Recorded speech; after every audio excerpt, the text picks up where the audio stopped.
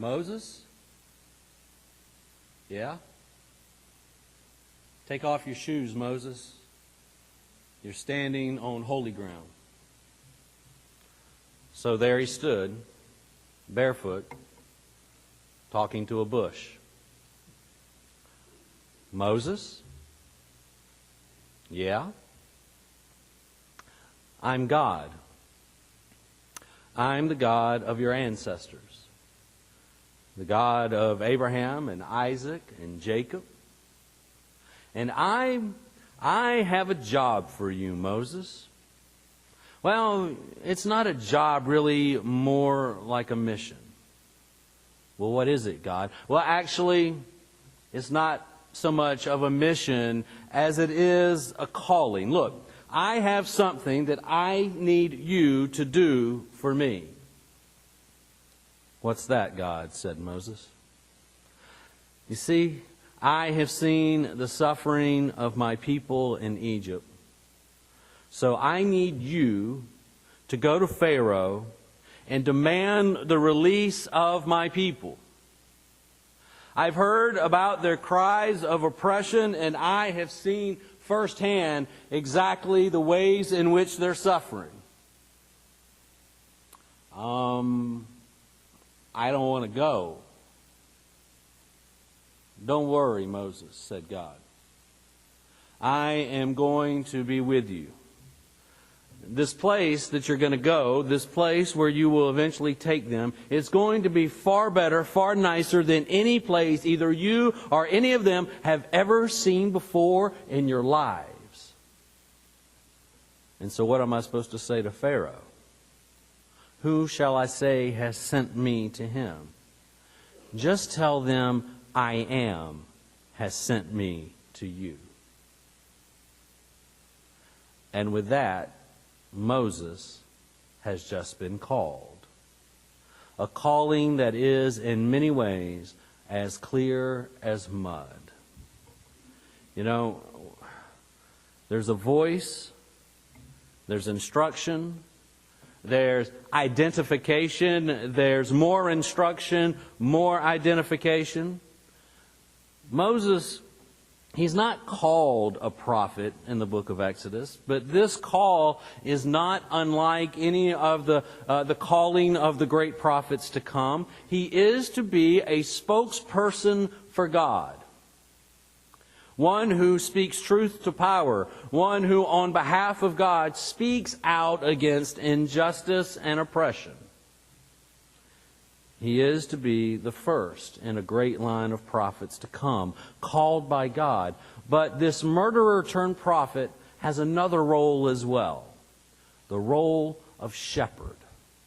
When the bush catches fire, Moses is out in the field doing what shepherds are supposed to be doing. He's shepherding. Now, does any of that change the call that God has placed upon him? No, not really. The only difference is that now Moses gets a promotion. He goes from shepherding the flock of his father-in-law to shepherding the flock of God, the people of God.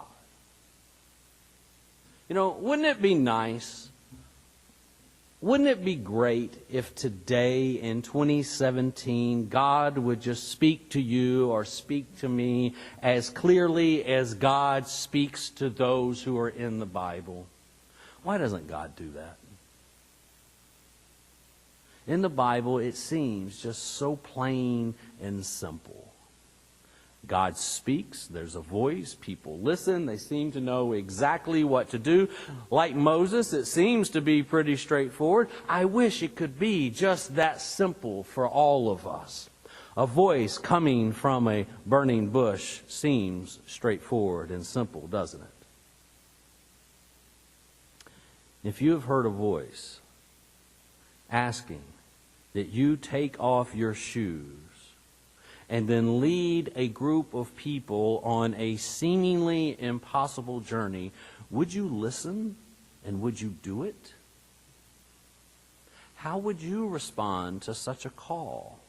How would you respond to the voice of God speaking to you in a most weird an unexpected way, would you respond? Maybe. Maybe. Maybe not. What if I said to you that in 2017, God does still speak as clearly now as God did then? What if I said to you that the method may be different? I don't hear any new reportings of voices coming from fiery shrubs, but that God does still speak to God's people and call God's people and identify God's people and instruct God's people and sends God's people just as God did with Moses.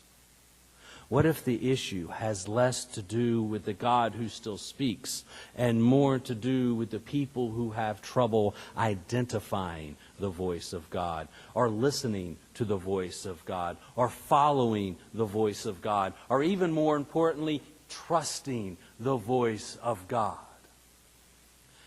We're told that Moses chose to turn his face away from the bush because he was afraid. The Hebrew word here being used is yirah. It's a word that can have a variety of meanings. But among those many different meanings, there is the suggestion also of less than an emotional fear or terror, and more of a sense of awe and respect and reverence. Moses turned away not because he was scared, but Moses turned away out of reverence and awe and respect. Moses revered God. Moses was in awe of God. And that place of reverence allowed him to be open to what God was saying, to what God was doing, to what God was asking of him. You know, not for nothing, but our text from last week ended with the naming of the infant Moses. And then the Moses story immediately jumps ahead to when Moses had grown up. The very next recorded account in Moses' life is an act of death. We go from a life being saved, that life being Moses', to a life being taken, that life being taken by Moses. One day Moses is just out minding his business when he happens upon an Egyptian beating up on a Hebrew, and in his anger, Moses looks to make sure no one is watching, and then he kills the Egyptian, and he hides the body in the sand. Now, word apparently began to spread quickly, because the next day when Moses sees two Hebrew people engaged in an argument, he tries to mediate that argument, and one of them turns to Moses and said, "Who do you think you are to get in the middle of this argument? You murdered a guy yesterday. Who do you think you are?" Here's my point.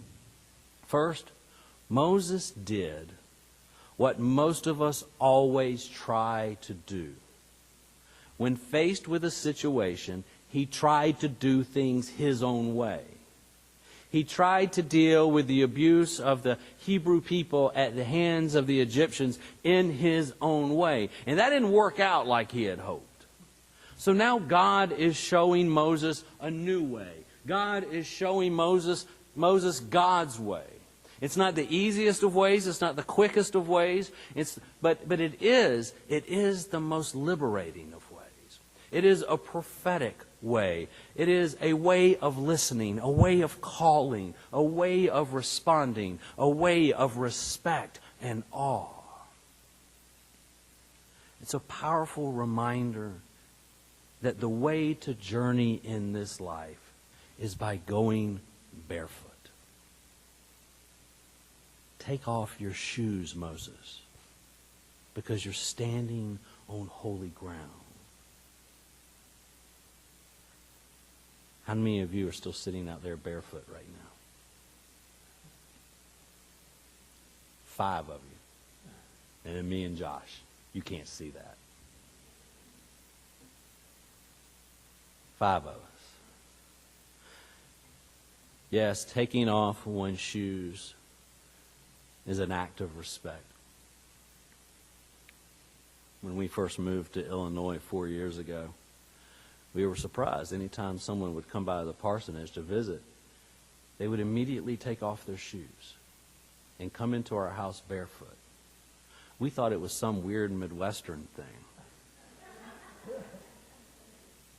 Now, I've heard of, you wipe your feet before you go into somebody's house. That just seems to be the nice thing to do. But do you really just take off your shoes before going inside someone else's home? It seemed weird. I don't see y'all taking off your shoes before you come over to our house. You don't take off your shoes before you come into church. But yes, taking off one's shoes is an act of respect. After all, you don't want to attract dirt and sand into all of that dirt and sand that's surrounding you in the desert. But there's another thing about taking off your shoes. Taking off your shoes is a way to relax. It's a way to make yourself at home. It's a way to be yourself. I'm feeling much more relaxed now than I was even at the beginning of worship. Taking off your shoes in the presence of others makes you somewhat vulnerable, doesn't it? Because you are uncovering and allowing others to see something about you that traditionally, normally, stays covered up and hidden from view. It makes you vulnerable. And vulnerability and authenticity goes a long way when following the call of God. Because I'm going to tell you, there are plenty of pretentious and self-righteous people out there following God. I'm going to tell you something else. I think God happens to prefer barefoot people. Why? Because the barefoot people realize that no matter where they are or what they are doing, they are standing on holy ground. Barefoot people like to feel the ground upon their feet. Barefoot people like to feel the coolness of the summer grass. They love to feel the movement of the water through their toes. They love to feel the depth and the texture of the sand. Lillian would spend all day, every day barefoot if we would just let her. But we don't let her because, well, she could get hurt, we think, or she could get her feet dirty. She could track something into the house. But I tell you what, Lillian doesn't care. If you've met her, if you've been around her, she doesn't really care about a whole lot. There's something about being barefoot. There's something freeing. There's something relaxing. There's something about becoming vulnerable. There's something about removing that barrier between their own selves and something that God has created, God's self. And I'm going to tell you what else. There are already plenty of enough barriers between God and humanity. And all of those barriers have been created by human beings, by the way. What we are in need of, what God is in need of, what the world is in need of, are people to remove all of those barriers, who hear the voice of God and respect that speaking voice, and then who will respond to the call that God has placed upon them. We need people, God needs people, the world needs people, barefoot people. Barefoot people who are willing to take their shoes off in the midst of all the holy ground that surrounds us. And I'm going to tell you, every bit of ground is holy ground. Every piece of ground is holy ground because it has been created and blessed and been called good by God. God needs people. We need people. The world needs people who are willing, authentically and with vulnerability, to speak a word of hope and liberation and life on behalf of God. So I guess what I'm saying is this. Yes, take your shoes off. Take your shoes off. Make yourself at home. Make yourself comfortable. Be yourself. Make yourself vulnerable. Remove the barriers that separate you from holy ground. Separate you from the barriers created between yourself and that which is sacred. Take your shoes off. There is holy ground all around. And there are people in need of being free. And the only way that freedom comes, the only way that freedom and liberation will come, is if someone like you, brings a word from God on their behalf.